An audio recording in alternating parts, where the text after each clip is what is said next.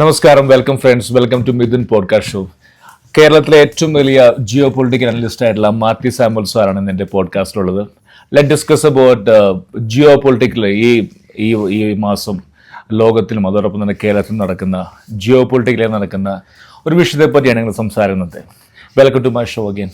Thank you for my show sir. Thank you sir. ഇത് ഒരു fire place, ഈ fire place കഴിഞ്ഞ ആഴ്ച ഭയങ്കര ഫേമസ് ആയി മൊത്തം അമേരിക്കയിൽ. അതായത് ബൈഡനും ട്രംപും കൂടി ബൈഡന്റെ സഖ്യം പരാജയപ്പെട്ടു.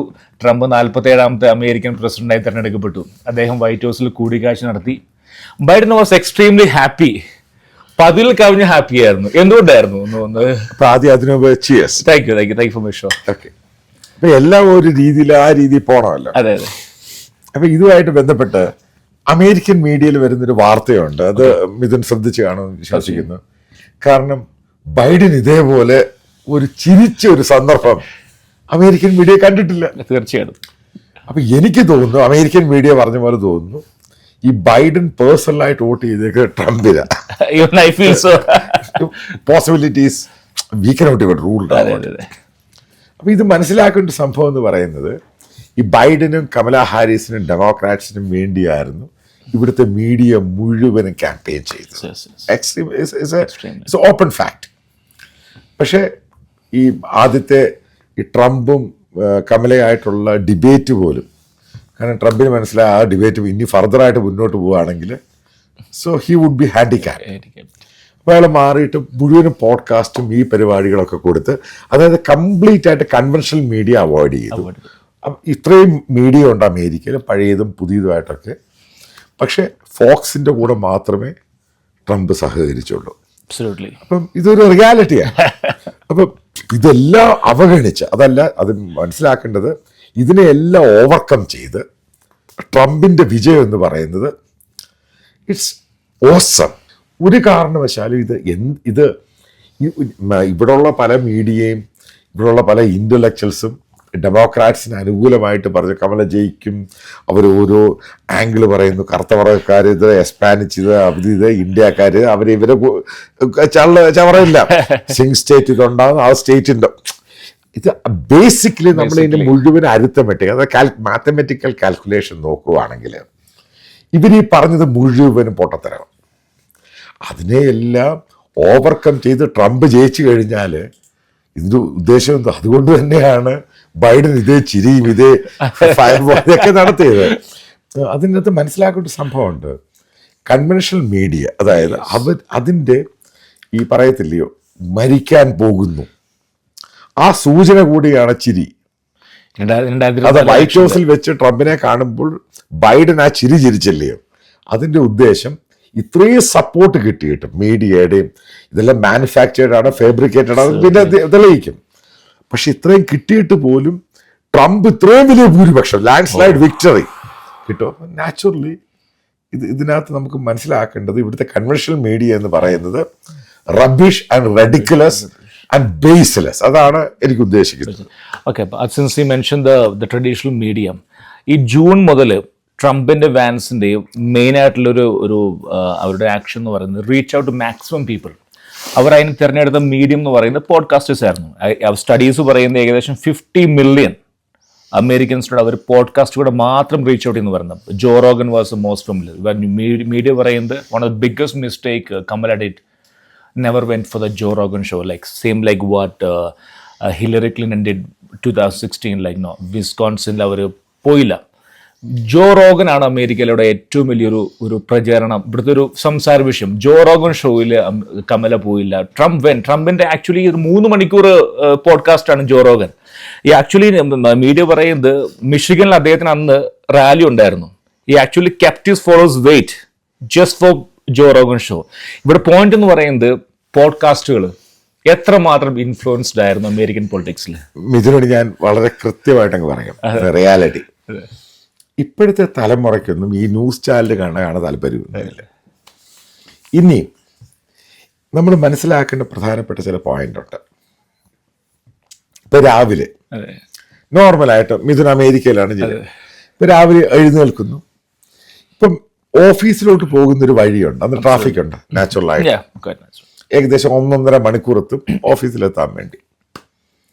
അപ്പൊ രാവിലെ പെട്ടെന്നൊരു ന്യൂസ് കാണുന്നു, ഇതൊന്നും നമ്മൾ ആലോചിക്കാറ് എങ്ങനെയെങ്കിലും ഓഫീസിൽ പോയിട്ട് പെർഫോം ചെയ്യുക, ബോസ് എങ്ങനെ ചെയ്യുന്നു, അവരെങ്ങനെ ചെയ്യുന്നു, meeting, hundreds of issues, family എങ്ങനെ ട്രീറ്റ് ചെയ്യണം, കൊച്ചിനെ എങ്ങനെ കൊണ്ട്, ഇതൊക്കെ തലയ്ക്കകത്ത് കണ്ടു. ആ സമയത്ത് ഇതൊന്നും കേൾക്കാൻ പറ്റത്തില്ല. പക്ഷെ കാറിലിരുന്ന് പോഡ്കാസ്റ്റ് കേൾക്കാൻ പറ്റും. അതായത് മനസ്സിലാക്കേണ്ടത്, പിന്നെ തിരിച്ചു വരുമ്പോഴും വീണ്ടും ഒരു 2 മണിക്കൂർ, ഏകദേശം 2-3 മണിക്കൂർ അമേരിക്കൻസ് മാത്രമല്ല ഇന്ത്യക്കാരും ലോകത്തുള്ളവരെല്ലാം റോഡിലാണ് രാവിലെ വൈകിട്ട്. ഇവർക്ക് ടി വി കാണാൻ പറ്റത്തില്ല, കേൾക്കാൻ പറ്റും. അപ്പൊ ഇത് പണ്ട് നേരത്തെ മ്യൂസിക് കേട്ടോണ്ടിരുന്നത്, ഇപ്പം മുഴുവനും പോഡ്കാസ്റ്റിലോട്ട് പോയി. അതുകൊണ്ടാണ് ഓരോ വീഡിയോ നമ്മൾ ചെയ്യുമ്പോൾ അതിന്റെ റീച്ച് എന്ന് പറയുന്ന പ്രിസിഷൻ ബോംബിംഗ് എന്ന് പറയുന്ന പോലെ പ്രിസൈസ് ആണ്. കാരണം അവർക്ക് ഈ ചവറ് കാണാൻ താല്പര്യമൊന്നുമില്ല. ഓക്കെ, അപ്പൊ അവർക്കിപ്പം ഉക്രൈനിൽ ബോംബിട്ട കാര്യം താല്പര്യമൊന്നുമില്ല. അവർക്ക് മറ്റുള്ള താല്പര്യം, അവർക്ക് ആ താല്പര്യമുള്ളത് വിഷയങ്ങളുണ്ട്. അതിലോട്ട് അവർക്ക് ഈസി ആയിട്ട് പോയിട്ട് അവർക്കത് ഓൺ ചെയ്യുക, അവർക്ക് കേൾക്കും. ഈ പിക്ചർ ഒന്നും കാണുന്നില്ലെന്നേ ഉള്ളൂ, പക്ഷെ അവർക്ക് എന്താണ് ഈ പറയുന്നത് അതിനെപ്പറ്റി അത് ശ്രദ്ധിക്കാൻ പറ്റും. അതനുസരിച്ച് അവർക്കൊരു തീരുമാനം. അപ്പൊ ഞാൻ നേരത്തെ മിഥുനോട് പറഞ്ഞു, അതായത് ന്യൂസ് വി ക്യാൻ യൂസ്. അതായത് ലോകം വലിയ രീതിയിലാണ്, ഫാസ്റ്റായിട്ടാണ് മുമ്പോട്ട് പോകുന്നത്. അപ്പം ഗ്ലോബലായിട്ടുള്ള എല്ലാ തീരുമാനങ്ങളും ഒരു സാധാരണ മനുഷ്യനിലോട്ട് പോവുകയാണ്. കാരണം അതിന് മാറ്റർ ചെയ്യുന്നുണ്ട്. ഇപ്പം നമ്മുടെ നാട്ടിൽ പണ്ട് ഇപ്പം ഗൾഫുകാർ അവരെന്ത് പ്രശ്നം, കുറച്ച് പേര് കുവൈറ്റിൽ നിന്ന് തിരിച്ചു വന്നു. ഇറാഖ് അവരെന്താ പ്രശ്നം, ഒരു പ്രശ്നവും ഇല്ല. പക്ഷെ ഇന്ന് ഗൾഫുകാർ പ്രശ്നമാണ്. കാരണം ഓയിലിൻ്റെ വില കൂടും, സാധനത്തിന് വില കൂടും. അതായത് ഗ്ലോബൽ ന്യൂസ് എന്ന് പറയുന്നത് അപ്പോൾ അവൻ്റെ ലൈഫിൽ എസെൻഷ്യലായിട്ട് മാറി. ഇപ്പം മിഥുനിപ്പം വടക്കഞ്ചേരി മറ്റേ തൃശ്ശൂരുകാരന്, ഇപ്പൊ കൊല്ലത്ത് ഒരു അമ്പലത്തിൽ ഉത്സവം നടക്കുന്നു, അവിടെ ഒരു പള്ളിപ്പെരുന്നാൾ നടക്കുന്നു. മിഥുനെ അറിയേണ്ട ആവശ്യമൊന്നുമില്ല. പക്ഷേ മറ്റേത് അറിഞ്ഞില്ലെങ്കിൽ സ്റ്റോക്ക് മാർക്കറ്റ്, സാധനങ്ങൾ, അവർക്ക് വേണ്ടത് ഇതിനെപ്പറ്റി പറയുന്ന ആൾക്കാരെ വേണം. അതാണ് ഈ സംഭവം. ഇപ്പം കൺവെൻഷൻ മീഡിയ, അതായത് ടെലികാസ്റ്റ് ചെയ്യുന്നു, അവർക്ക് ഈ പറയുന്ന ഗ്ലോബൽ ന്യൂസ് ഇത്രയും മാത്രം ചെയ്ത് അവർക്ക് ചേർക്കാൻ പറ്റത്തില്ല. കാരണം അതിന്റെ ഫോർമാറ്റ് അങ്ങനല്ല. ഇനി ഫോർമാറ്റ് മാറ്റുവാണെങ്കിൽ സ്ഥിരമായിട്ട് കാണുന്നൊരു വിഭാഗമുണ്ട്, അവർക്ക് ഈ പറയുന്ന നേറ്റിവിറ്റി ന്യൂസ് ആണ് കൂടുതൽ താല്പര്യം, ഈ അഡ്വർടൈസേഴ്സ് എന്ന് പറയുന്നത്. അപ്പൊ അവർക്ക് ഈ പറയുന്ന ഇത്രയും രൂപ അവർ കൂടുതൽ അഡ്വർടൈസ്മെന്റ് ചെയ്യുമ്പോൾ അവരുടെ ഒരു ടാർഗറ്റ് ഓഡിയൻസ് ഉണ്ട്, തീർച്ചയായിട്ടും അവർക്കുണ്ട്. അതിലോട്ട് ഇത് റീച്ച് ചെയ്യുന്നില്ല. ഏത് ഈ പറയുന്ന സാറ്റലൈറ്റ് ചാനൽ ഇതാണെങ്കിൽ ബൈയിങ് പവറും പർച്ചേസിങ് പവറും ഒക്കെ കറക്റ്റായിട്ട് റീച്ച് ചെയ്യുമ്പോൾ ഇവർക്ക് പൂർണ്ണമായിട്ട് ഡാറ്റ കിട്ടുക. ഇപ്പൊ എൻ്റെ നാട്ടിൽ പത്തനാപുരത്ത് ഇപ്പൊ ചായക്കടയിൽ ചായ കുടിക്കുന്ന തങ്കപ്പൻ കൂലിക്കാരനാണ്, അല്ലെങ്കിൽ റബ്ബർ വെട്ടുന്ന തൊഴിലാളിയാണ്. അയാൾ അത്രയേ ഉള്ളൂ, ലോവർ മിഡിൽ ക്ലാസ്. അയാളവിടെ പത്രം വായിച്ചിട്ട് അയാൾ ഏതായാലും ഈ മേഴ്സിഡസ് കാർ മേടിക്കാൻ പോകുന്നത് തീർച്ചയായിട്ടും മനസ്സിലായില്ലേ? അപ്പൊ അയാളുടെ ഒരു ജീവിതശൈലി, അപ്പൊ അയാളുടെ അടുത്തോട്ട് ഈ അഡ്വർടൈസേഴ്സ് പോയിട്ട് ഒരു കാര്യമില്ല. അതാണ് ഇതിൻ്റെ ബേസിക് ഇഷ്യൂ എന്ന് പറയുന്നത്. അതായത് കൺവെൻഷണൽ മീഡിയ എന്ന് പറയുന്ന സാധനം അവരെല്ലാവർക്കും പോകുന്നു ജനറലായിട്ട്. പക്ഷേ എവിടെ പോകണം, ആരാണ് അവരുടെ ഓഡിയൻസ്, അതായത് ടാർഗറ്റ് ഓഡിയൻസ്, ഇതിനെ ബേസ് ചെയ്യുമ്പോൾ കൺവെൻഷണൽ മീഡിയ പരാജയം. അവിടെയാണ് ഡിജിറ്റൽ മീഡിയ കറക്റ്റായിട്ട്. ഇപ്പം ഞാൻ ഇവിടെ വിക്ടറിന്റെ വീട്ടിൽ വന്നിട്ട്, അപ്പം എൻ്റെ ആൻഡ്രോയിഡ് ഫോൺ, 2 ഫോണുണ്ട്, ഞാനൊന്ന് തുമ്മലുണ്ടായി. അപ്പം എനിക്കറിയത്തില്ല എന്തുകൊണ്ടാണ് തുമ്മൽ. ഞാൻ 1-2 മെഡിസിനൊക്കെ കഴിച്ചു. അപ്പം പെട്ടെന്ന് ആൻഡ്രോയിഡ് ഫോൺ അത് റീച്ച് ചെയ്തിട്ട് പറയുക, എനിക്ക് അലർജിയുടെ പ്രശ്നമാണ്, അതുകൊണ്ട് ഈ മരുന്ന് കഴിച്ചാൽ മതി. മനസ്സിലായില്ലേ? It's shocking actually. അപ്പോൾ ഉടൻ തന്നെ ഞാൻ വിക്ടറിനോട് പറഞ്ഞു, വിക്ടർ എനിക്ക് ഈ സിട്രൺ എന്ന് പറഞ്ഞ ഈ സാധനം എനിക്ക്, അതാണ് എൻ്റെ സ്നീസിങ്ങിന്റെ കാര്യം. ഉടൻ തന്നെ വിക്ടർ ഈ സാധനം എൻ്റെ അടുത്ത് ഇരിപ്പുണ്ട്. ഇതാണ് ഗ്ലോബൽ ആയിട്ടുള്ള ചേഞ്ച്. ഇത് കൺവെൻഷണൽ മീഡിയക്ക് മനസ്സിലാകുന്നില്ല, ചേഞ്ച് മനസ്സിലാവുന്നില്ല. അവിടെയാണ്. ഇപ്പൊ ഞാനൊരു ഉദാഹരണം പറയാം. ഇപ്പൊ ലോകത്തിലെ ആദ്യത്തെ വലിയ ബ്രോഡ്കാസ്റ്റിംഗ് ആണ് BBC. കഴിഞ്ഞിടയ്ക്ക് BBC 700 മില്യന്റെ കംപ്ലീറ്റ് ആയിട്ട്, അതായത് പൗണ്ട്സിന്റെ കംപ്ലീറ്റ് ആയിട്ട് മാൻ പവറിനെ കട്ട് ചെയ്തു, പ്രൊഡക്ഷൻ കട്ട് ചെയ്തു. ഇപ്പൊ പണ്ട് BBCയുടെ പ്രൊഡക്ഷൻ ക്വാളിറ്റി ഹൈ ആണ്, അത് മുഴുവനും മാറ്റി. കാരണം അവർക്കും പിടികിട്ടി ഈ രീതി അവരൊന്നും അല്ലാതായി. ഇതെല്ലാം കൺവെൻഷണൽ മീഡിയയെ ബാധിക്കുന്നുണ്ട്. അതായത് മനസ്സിലാക്കേണ്ട ഒരു പോയിന്റ്, ഡിജിറ്റൽ റവല്യൂഷൻ അതിൻ്റെ മുമ്പിൽ പിടിച്ചു നിൽക്കാൻ ഈ പറയുന്ന കൺവെൻഷണൽ മീഡിയയ്ക്ക് പറ്റില്ല. ഇത് മാക്സിമം കൂടിപ്പോയ 3-4 വർഷം, അത് 3-4 വർഷം ഇത് അടച്ചങ്ങ് പൂട്ടിപ്പോകും. അതാണ് യഥാർത്ഥത്തിൽ ഉണ്ടാകാൻ പോകുന്നത്. സോ സിൻസിലം അതിനെ കൂട്ടി വായിക്കാനായിട്ട് ടൈം മാഗസിൻ നമുക്ക് എല്ലാവർക്കും, ഞാൻ ഇന്ത്യയിൽ ഇവിടെ വന്ന് ഇന്ത്യയിൽ വായിക്കുന്ന ഒരു മാഗസിനാണ് ടൈം മാഗസിൻ. അതിൻ്റെ ഓണറും സെയിൽഫോഴ്സിൻ്റെ ഫൗണ്ടർ മാർക്ക് ബെനിയോഫ് 190 million വാങ്ങിച്ചൊരു ടൈം മാഗസിനാണ് 2019 or something. അതിന്ന് 150 million is put on sale. അപ്പം നമ്മൾ സെയിം ചോദ്യം, CNN, ടൈം മാഗസിൻ, BBC എത്ര കാലം മുന്നോട്ട് പോകും? ഞാൻ ഒരു കാര്യം പറയാം. ഇപ്പം ഞാൻ പണ്ട് പോലെ ന്യൂയോർക്ക് ടൈംസ് വായിക്കുന്നുണ്ട്, വാഷിങ്ടൺ പോസ്റ്റ് വായിക്കുന്ന പത്രങ്ങൾ, loss Angeles times, USA post ഒക്കെ പറഞ്ഞ ഒത്തിരി പത്രങ്ങൾ വായിക്കുന്നുണ്ട്. ഇവരൊന്നും ചെയ്യുന്നത് ഗ്രൗണ്ടിൽ നിന്നുള്ള റിപ്പോർട്ടിംഗ് അല്ല. ഇവർ ആ റിപ്പോർട്ട് എടുത്തിട്ട് അതുമായിട്ട് ബന്ധപ്പെട്ട വിശകലനമാണ് നടത്തുന്നത്. ഗ്രൗണ്ട് സീറോ റിപ്പോർട്ടിംഗ് സീറോ ആണ്. അതിനെ എടുത്തു വെച്ചിട്ട് എന്താണ് സംഭവിക്കുന്നത്? കാരണം ഗ്രൗണ്ട് സീറോ റിപ്പോർട്ടിംഗ് ചാനലുകൾ ചെയ്യുന്നുണ്ട്. പിന്നെ ഇവർ ഫർദർ അടുത്ത ദിവസം രാവിലെ ഈ പത്രം ഇറങ്ങാൻ നേരത്തെ ഇവർക്ക് എന്ത് റിപ്പോർട്ട് ചെയ്യാൻ പറ്റും? ഇതാണ് സംഭവം. അതുപോലെ ടൈം മാഗസിൻ സംഭവിച്ചിട്ടുണ്ട്. അതേപോലെ ന്യൂസ് വീക്ക് നിർത്തി, അതുപോലെ ഡെയിലി ബീസ്റ്റ് വെബ്സൈറ്റ് തുടങ്ങി. ഇവരെല്ലാം ഷിഫ്റ്റ് ചെയ്യുക. കാരണം ഇവർക്കെല്ലാം പിടികിട്ടി ഇതൊരു ഒരാൾ ഇപ്പം അമേരിക്കയിൽ, നമ്മളുണ്ട് ഇപ്പം അമേരിക്കയിൽ, ഇവിടെ ഇപ്പം ഗ്രോസറി സ്റ്റോറിലൊക്കെ ഫ്രീ ആയിട്ടല്ലേ പത്രം കൊടുക്കുന്നത്. എന്താ കൊടുക്കുന്നത്? ഇത് സബ്സ്ക്രൈബ് ചെയ്ത് വായിക്കാൻ ആളുകളില്ല. പരസ്യം കൊണ്ട് മാത്രമേ അവർ ജീവിക്കണം. പരസ്യം കിട്ടിയതുകൊണ്ട് കാരണം പരസ്യം കൊടുക്കുന്നവർക്ക് അറിയാം. കാരണം ഞാനിപ്പോ എന്റെ ഒരു പ്രോഡക്റ്റ് പരസ്യം കൊടുക്കുമ്പോൾ അതിന്റെ റീച്ച് മാറ്റർ ചെയ്യും. ഇതെവിടെ റീച്ച് ഇല്ല. അതിനേക്കാൾ സിമ്പിൾ ആണ് ഡിജിറ്റൽ മീഡിയ കൊടുത്ത് അവന് എക്സാക്ട് കാൽക്കുലേഷൻ കിട്ടും. മനസ്സിലായാലും കറക്റ്റ് ഓഡിയൻസിന്റെ പോവുക. പിന്നെ അതിൽ കൂടുതൽ എന്ത് വേണം? അതുകൊണ്ട് ഈ കൺവെൻഷൻ മീഡിയ ചത്തുപോകും. പണ്ട് നമ്മുടെ VCR നമ്മുടെ നാട്ടിലുണ്ടായിരുന്നു. അത് കഴിഞ്ഞ് CD ആയി, DVD ആയി. ഇപ്പം ആർക്കും ഒന്നും വേണ്ട. Everything is available online.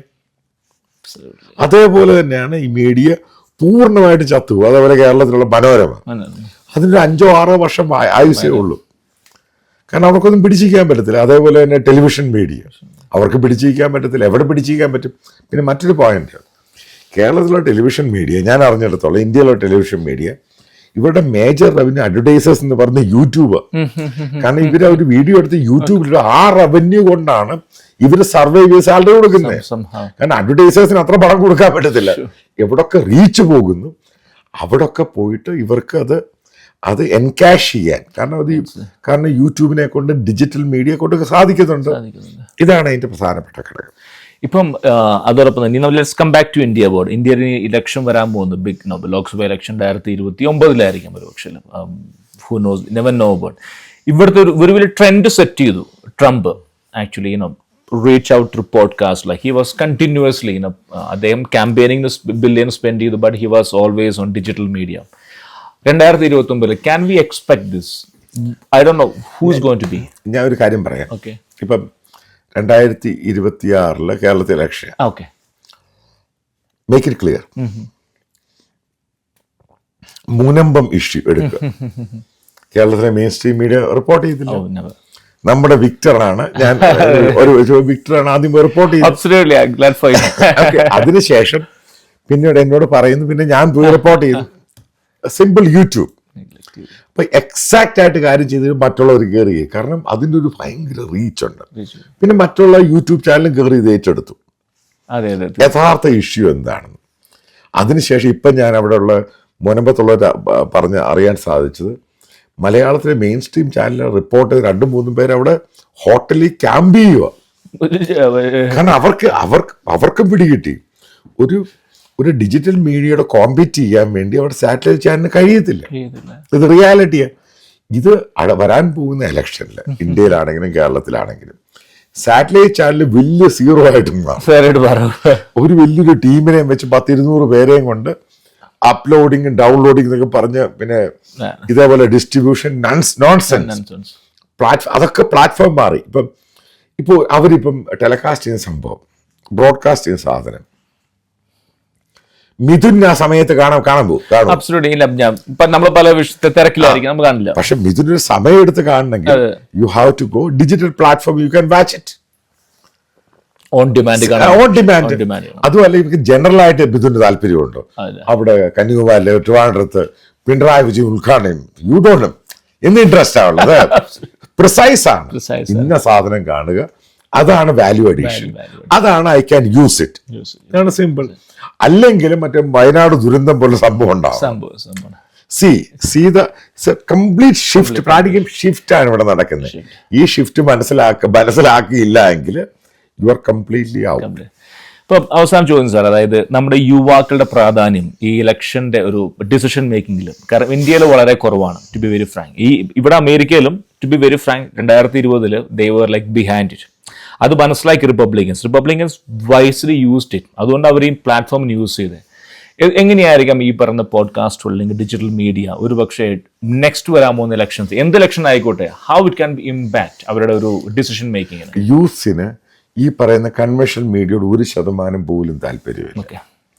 കാരണം ഒരു ന്യൂ ജനറേഷനാണ്. അവർക്ക് താല്പര്യമുള്ള ടോപ്പിക് എന്ന് പറഞ്ഞാൽ അവരുടെ ജോലിയാണ്, അവരുടെ ഫ്യൂച്ചറാണ്. അപ്പൊ അതുമായിട്ട് ബന്ധപ്പെട്ട് ആര് പറയുന്നു, they will shift on to that. Let's make it clear. അതേപോലെ അവർക്ക് എന്താണ്, 2 രീതിയിലുള്ള യൂസ് ആണ് ഗ്ലോബലി ഉള്ളത്. ഒന്ന് ആംഗ്രി, ആസ്പിറേഷൻ. ഇത് 2 കൺവെൻഷണൽ മീഡിയക്ക് പ്രൊവൈഡ് ചെയ്യാൻ പറ്റത്തില്ല. കാരണം അവർക്ക് സിമ്പിൾ ആയിട്ട് ഒരു ഗ്രൗണ്ട് റിപ്പോർട്ടിംഗ് എന്ന് പറഞ്ഞാൽ അവർക്ക് താല്പര്യമൊന്നുമില്ല. അവർ നോക്കുന്ന അവരുടെ ഫ്യൂച്ചറാണ്. ഈ ഫ്യൂച്ചറുമായിട്ടും ഈ ആസ്പിറേഷൻ ഇതെല്ലാം കൂടെ ക്ലബ് ചെയ്ത് കഴിയുമ്പോൾ അപ്പൊ അവർക്ക് താല്പര്യമുള്ള ടോപ്പിക്ക് കൊടുക്കാൻ പറ്റിയില്ല എങ്കിൽ ഈ ഡിജിറ്റൽ മീഡിയ ഔട്ടാവും. അവർക്ക് ടെക്നോളജിയെ പറ്റി അറിയാൻ താല്പര്യമുണ്ട്, അവരുടെ ഫ്യൂച്ചറിനെ പറ്റി അറിയാൻ താല്പര്യമുണ്ട്, ഏതൊക്കെ രീതിയിലുള്ള ടെക്നോളജി അഡ്വാൻസ് ചെയ്ത് പുതിയ ലോകത്ത് വരുന്നത്. അതുകൊണ്ടാണ് എലോൺ മസ്ക് സ്റ്റാർ ആയത്. കാരണം മസ്ക് എന്തുകൊണ്ടാണ് സ്റ്റാർ ആയത്? ബിക്കോസ് അയാൾ ഓരോന്ന് കൊണ്ടുവരുന്നത് ഇപ്പോഴത്തെ ജനറേഷന് വേണ്ടിയാ. മനസ്സിലാവും. ഇപ്പൊ പഴയ പോലെ മറ്റേ ബിൽ ഗേറ്റ്സോ സുന്ദർ പിച്ചോ ഒന്നുമല്ല സ്റ്റാർ. ഇപ്പോഴത്തെ ഏറ്റവും വലിയ സ്റ്റാർ എലോൺ മസ്കും ഈ പറയുന്ന സാം ആൾട്ട്മാനുമാണ്. മറ്റവരൊക്കെ പാസ്റ്റായി. അപ്പൊ ഇത് മനസ്സിലാക്കിയില്ലെങ്കിൽ you are also going to. ഇതാണ് ടെക്നോളജി വേൾഡില് പുതിയ ജനറേഷന് അവർക്ക് അനുകൂലമായ, അവർക്ക് വേണ്ടിയുള്ള സാധനം അത് എത്രമാത്രം ഫീഡ് ചെയ്യാൻ പറ്റുന്ന, കാറ്റർ ചെയ്യാൻ പറ്റുന്ന, അതിനെ ബേസ് ചെയ്താണ് ഓരോ കാര്യങ്ങൾ മുന്നോട്ട് പോകുന്നത്. കാരണം ഈ പ്ലാറ്റ്ഫോംസ് ഒക്കെ അതായത് ജനറേഷൻസ് മനസ്സിലാക്കി തുടങ്ങി, കാരണം എന്താണ് എക്സാക്ട്ലി നടക്കുന്നത്. കാരണം ഇപ്പം എന്ത് പ്ലാറ്റ്ഫോം എടുത്താൽ പോലും നമ്മൾ റെഡിറ്റ് ആയി പോലും യൂട്യൂബ് ആയാലും ലിങ്ക്ഡ്ഇൻ വടോ പ്ലാറ്റ്ഫോം അതെല്ലാം ആക്ച്വലി ഫേവറബിൾ ആയിക്കൊണ്ടിരിക്കുകയാണ്. ജനറേഷൻ അവരുടെ വോയിസ് എക്സ്പ്രസ് ചെയ്യുന്നുണ്ട്. Hopefully anyway it will express no. Thank you for joining my talk show. Thank you, sir. Thank you very much. Thank you.